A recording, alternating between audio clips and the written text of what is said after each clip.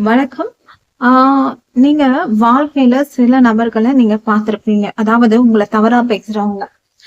தவறா பேசுறாங்க அப்டின்னா, நீங்க வந்து சரியில்ல, உங்கனால அது முடியாது, நீங்க தப்பானவங்க அப்டின்னு பேசுவாங்க.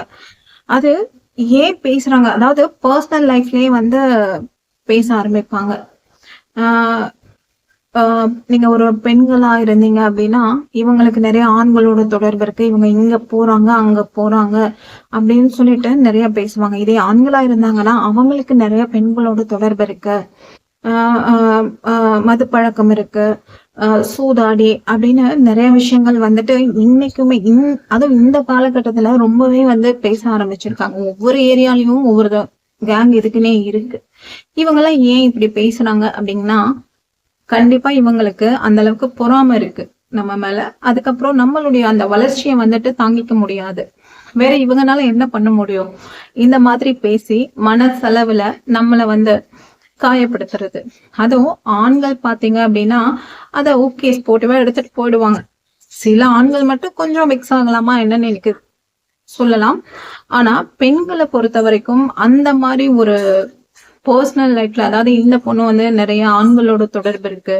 நெறைய ஆண்கள் கூட பழகிட்டு இருக்கா அப்படின்னு பேசும்போது, அவங்க எவ்ளோ பெரிய ஒரு அச்சீவ் பண்ணியிருந்தாலும், அத வந்து வெக்ஸ் ஆயிடுவாங்க அத கேட்டு. அவங்களுக்கு தேவையானது, அதாவது பேசுறவங்களுக்கு தேவை, அவங்க வெக்ஸ் ஆகுறது தான். அவங்க உடைஞ்சு உட்காரணும். அது வந்து அவங்களுக்கு ஹாப்பி. ஆனா, நம்ம என்ன பண்ணணும் அப்டின்னா, கண்டிப்பா அத எதுவுமே நீங்க காதுல வாங்கக்கூடாது. ஏன் அப்டின்னா, அவங்க பேச பேச நம்மளுடைய வளர்ச்சியில அதிக அக்கறை எடுத்துக்கணும். அதுவே நம்ம அவங்களுக்கு குடுக்குற ஒரு பதிலடின்னு சொல்லலாம். ஆ இவங்க வந்து பேசுறவங்க என்னைக்கும் அவங்களுக்கு பேசுறது மட்டும் தான் வேலை. வேற எந்த அச்சீவ்மென்ட்டும் இருக்காது. இன்னைக்கு உங்கள பேசுறாங்க, நாளைக்கு இன்னொருத்தவங்கள பேசிட்டு போயிட்டே இருப்பாங்க. அதனால பேசுறவங்க எப்போ அதே ஸ்டேஜ்ல தான் இருப்பாங்க. இல்ல அதுக்கு கீழ கூட போவாங்க. ஆனா நம்ம அ அந்த பேசுறாங்களா, அது கண்டிப்பா பண்ணவே பண்ணாதீங்க. எந்த ஸ்டேஜ்லயும் பண்ணாதீங்க.